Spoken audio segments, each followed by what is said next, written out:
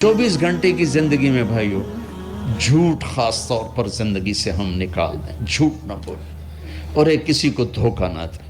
میرے نبی نے فرمایا میرا امتی ہر گناہ کر سکتا، دو نہیں کر سکتا، ایک جھوٹ کبھی نہیں بولے گا، ایک دھوکہ کبھی نہیں دے گا۔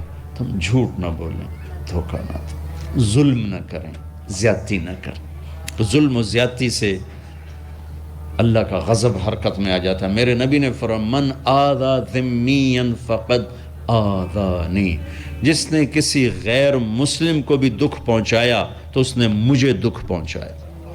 جس نے کسی غیر مسلم کو دکھ پہنچایا اس نے مجھے دکھ پہنچایا۔ میرے نبی نے تو اپنے ساتھ رہنے غیر مسلموں کے ساتھ اتنی رحمت للعالمین کا ثبوت دی۔ ہم ان کے برتن بھی الگ کرتے، وہ برتن کو ہاتھ لگانے ہم کہ دھو، برتن دھو کے لاؤ، اتنی نفرت کا اظہار۔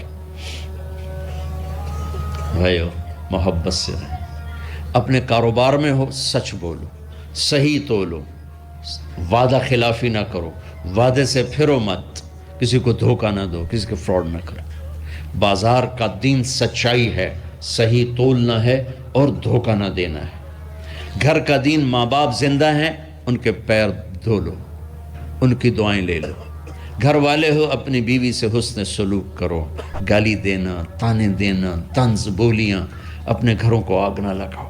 ہمارا جوائنٹ فیملی سسٹم ہے، ماں باپ کو اپنا مقام دو، بیوی کو اپنا مقام دو۔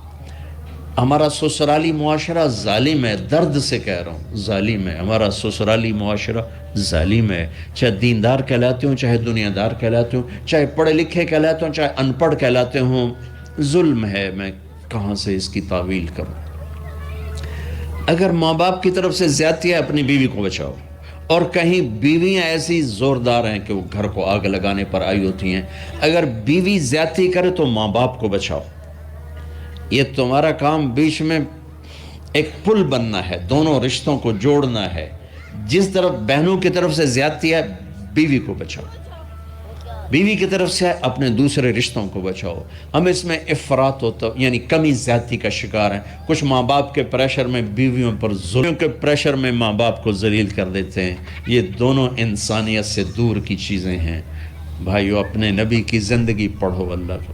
میرے نبی کی ایک حدیث سناؤں، میرے نبی نے فرمایا یہ جو میرے مدینے والے لوگ ہیں نا، یہ بڑے اچھے ہیں۔ ان کے گھر میں جب کسی کی ڈولی اترے نا تو اسے یوں لگتا ہے جیسے میں اپنے ماں باپ کے گھر ہی آ گئی۔ یہ چند دن پہلے میں نے حدیث پڑھی تو مجھے بڑا مزہ آیا کہ میرا تو مستقل مضمون میں بیان کرتا رہتا ہوں۔ آپ نے فرمایا کہ یہ جو میرے انصار ہیں مدینے والے، ان کے گھر میں کسی کی ڈولی آ جائے تو اسے یوں لگتا ہے جیسے اس کو اپنے ماں باپ اور ساس سسروں میں کوئی فرق ہی نہیں نظر آتا کہ یہ ایسے اچھے اخلاق کے لوگ ہیں۔ چلو اگر یہ نہیں ہو سکتا تو کم از کم یہ نفرت تو نہ ہو، لگائی بجھائی، لڑائی جھگڑے۔ طلاقوں کی شرح بڑھ چکی ہے صرف زبان کی بدتمیزی پر، صرف زبان کی بدتمیزی پر، صرف زبان کی بدتمیزی پر طلاقوں کی شرح بڑھ چکی۔ بھائیو اپنے اخلاق سے، اپنے اخلاق سے اپنے رشتوں کو جیتو۔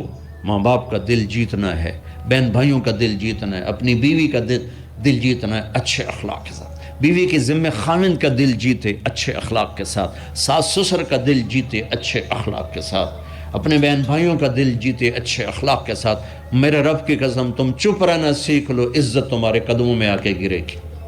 جواب نہ دو، چپ ہو جاؤ، اللہ عزت تمہارے قدموں پہ لا کے کھڑا کر دو، تمہارے قدموں میں آ کے اللہ عزت کو گرائے گا۔